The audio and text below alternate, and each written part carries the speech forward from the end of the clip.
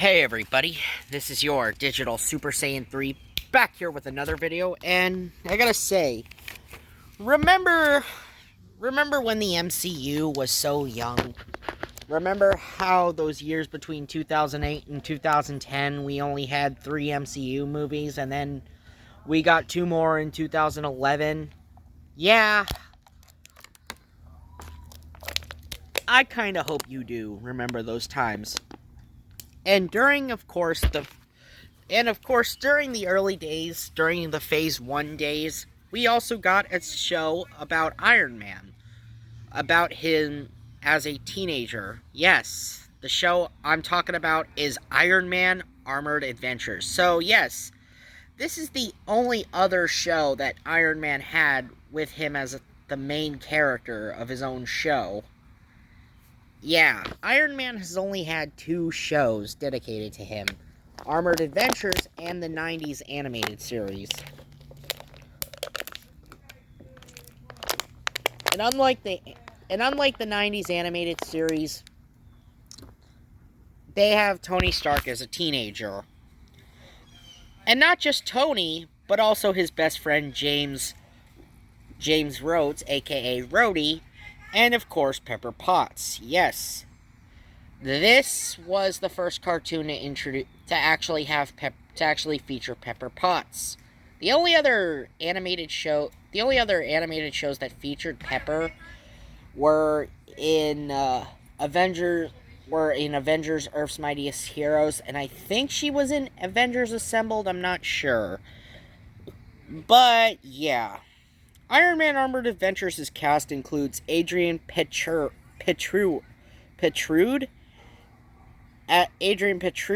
as Tony Stark, Daniel Bacon as Rhodey or War Machine, or James Rhodes, Anna Cumber plays the role of Pepper, Mackenzie Gray plays Obadiah Stane, aka Ironmonger, Fred Henderson plays Howard Stark, Vince Tong plays Gene Con and the Mandarin, Christy Marsden plays Whitney Stane and Madame Mask, and you got Michael Admirawaith as Justin Hammer and Titanium Man.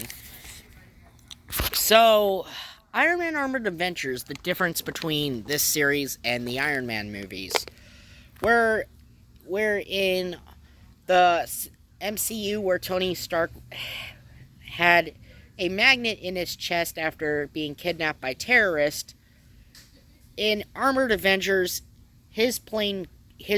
Tony is on board his private plane when it blows up, but he manages to get to safety thanks to him building the armor. And yes, Tony built the armor beforehand. In the beginning of episode 1, we see Tony building his first armor.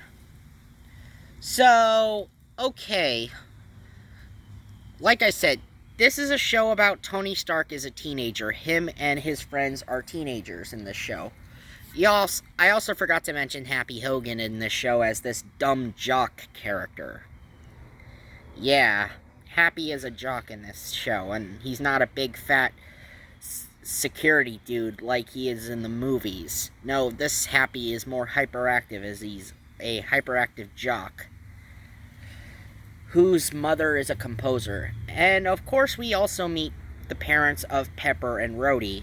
Well, technically we meet Rhodey's mom, who is the lawyer, or who's a lawyer, and not just any lawyer, she's Howard Stark's lawyer. And she is pretty much Tony's legal guardian throughout the first 2 seasons. Howard Stark actually wasn't really dead in this series. He was actually kidnapped by Gene Con, aka the Mandarin, who is one of the big villains of this show. Now, of course, Iron Man Armored Adventures has a lot of great Iron Man villains adapted into this show, as they took a lot from Iron Man lore to feature. Like, not only the Mandarin was really cool in this show, and they also had the likes of they reinvented Justin Hammer, as he's more than just a businessman. He's someone who, he's also a criminal mastermind. And what I mean is, they kind of give, he's kind of like an evil, or he's kind of like the anti-Tony Stark in this series. As he's also this universe's Titanium Man. Although I heard in the comics Titanium Man is Russian, and he actually is not Justin Hammer. Obadiah Stane is a corrupt businessman who wants to take over Stark Industries, and basically wants to make it impossible for Tony to inherit the company when he turns 18, by all means necessary. And that includes hiring mercenaries to steal Tony's armor specs. And I gotta say, I think Obadiah's voice actor also voiced Blight in Batman Beyond. I think he also voiced Blight in Batman Beyond, because he kind of sounds like Blight from Batman Beyond. I don't know. Maybe I just had Batman Beyond on the brain when I think of Obadiah in this series. Other villains include the likes of the Blizzard, the Ghost, Whiplash, Living Laser, and of course AIM. Yes, that AIM. And MODOK. And also a character by the name of the Controller. Of course, Armored Adventures also includes the likes of other Marvel superheroes in this show. Yes, other Marvel superheroes actually do appear in this show. It's not just a show that's, a standard Iron Man show, but it also introduces other Marvel characters into this show, like Bruce Banner, aka the Hulk. You got the Black Panther, you got S.H.I.E.L.D., and yes, you got Black Widow and Hawkeye in this version. And Hawkeye and Black Widow kind of act like a couple in this version, unlike their movie counterparts where they're just friends. Or just colleagues. Yeah, it's kind of weird seeing Black Widow and Hawkeye as a couple.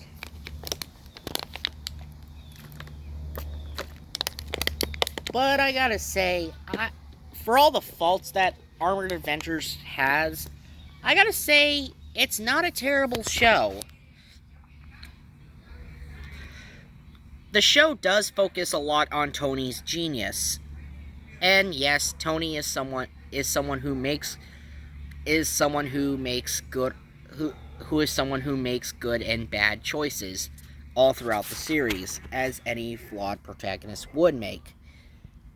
But in this case, Tony's not a bad character in this show. Now, he is not much of a douchebag like he was in the first phase of the MCU. Yes, early Tony was pretty cocky, pretty arrogant, but then I think what really changed him was the events of the Avengers. And the events of the beginning of the Avengers, or near the end of the Avengers, did sort of change Tony for the better. And we saw Tony's development all throughout the MCU. Pepper Potts in this series is the daughter of an FBI agent. You guys need ice? No. You sure? Yeah. Alright. What piece of ice, Mommy? We got too much. It's either we give it away or throw it away. Oh, it's ice cream, baby. Well, if you guys do, just let me know. I have like 8 bags of this shit, and it's all gonna go to waste. Okay. Ask your dad or mom, then. Because I'm gonna ask, what's his name, too. If they need it. Okay, so yeah, like I said, Pepper's dad is an FBI agent. And unlike in the comics where Pepper is Tony's assistant and soon turned love interest, she basically is the third wheel of the group, of the main trio of Tony and Rhodey. And yes, at the end of season 2, she does get her own armor, and she becomes Rescue. Yeah, she embraces the name Rescue. So, yeah. And I also got to talk about Whitney Stain. Whitney Stain is the daughter of Obadiah Stane. She was an early love interest for Tony at the beginning of the series. And she also became a criminal named Madame Mask. At the beginning of throughout season 1, she was sort of an ally to Tony. But then season 2 happened, and yeah, we actually learned that she actually blamed Tony for her father's downfall and tried to destroy him as a plan of revenge. And yeah, if anyone destroyed my family, I'd be pissed too. Oh yeah, and I forget to mention, S.H.I.E.L.D. finds out that Tony's Iron Man in one particular episode. So, this show is a really good series overall. It's not a bad show. I mean, Tony, Rhodey, Pepper, along with S.H.I.E.L.D., the Hulk, and the Black Panther also prevent an alien invasion at the end of the series, at the end of the two-part finale of Armored Adventures. And I gotta say, it's a really good finale. Oh, yes, and I forget to mention, Howard Stark also gets involved in this show. Or gets involved in this finale, as I might say. As he sort of builds a disruption device to disrupt the power of the Makluan rings. As well as taking on the Makluan aliens. So, yeah, like I said, Iron Man Armored Adventures has a lot of great characters. But also, if I had to pick my favorite episode, it'd probably be the X-Men episode, when Jean Grey showed up, and she went under this name of Annie. Yeah. And, of course, Jean Grey in this show is also voiced by her voice actress who played her in X-Men Evolution. And she's being chased by Magneto while she's trying to find the Xavier Institute. But at the end, Charles Xavier does show up at the end of the episode after Iron Man and War Machine help Jean defeat Magneto. Oh, and let me talk about the animation for this show. This show's animation is a CG show. Yes, I forgot to mention this show's also a CG cartoon. I gotta say, it's not the worst animated show. I actually think it's alright for what it is. There is some shading, it's nicely animated, the voice acting's really good. Now, yes, WatchMojo.com, I watched their list of worst animated superhero shows, and they put this show on here. Because Tony's a teenager. You know, I actually didn't mind the change of pace. I actually don't mind that this film didn't want to copy the 2008 movie and its sequel, Iron Man 2. Speaking of Whiplash in this show, he's a hired gun. He's an assassin in this show. Unlike his MCU version, he's a hired gun through and through.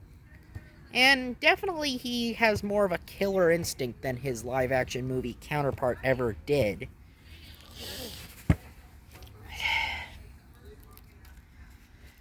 Oh yeah, and I forgot to mention Justin Hammer's secretary, Sasha, also gets involved in this show, as she sort of is Justin Hammer's sidekick in this show. Overall, I give Iron Man Armored Adventures an 8 out of 10. Is it a perfect show? Well, maybe not perfect, but I actually respect its original take on Iron Man. I actually respect the fact that they wanted to do stuff differently in this show. And actually, for the most part, this show actually was a really good show. For 52 episodes, it's not such a bad show after all. And going into detail of the plot of every episode would take a long time. But overall, like I said, Armored Adventures is really good. Season 1 was sort of a fetch quest season where they were looking for 5 Makluan rings. But then at the end of the episode, but then at the end of season 1, Gene learns that there were actually 10 Makawon rings, that he needed to find 5 more. And at the end, we also learned that of season 1, we also learned Howard Stark wasn't killed in the explosion that claimed the life that everyone thought claimed his life on board his private plane alongside Tony, but no. Instead, he was dragged away by Gene Khan, aka the Mandarin. And also, we get a lot of hints throughout Gene Khan. We also get a lot of Gene's backstory in this show as well throughout the series. The show is more than just Tony's story. Like I said, this is more than just Tony's story. They also tell Gene's story as well.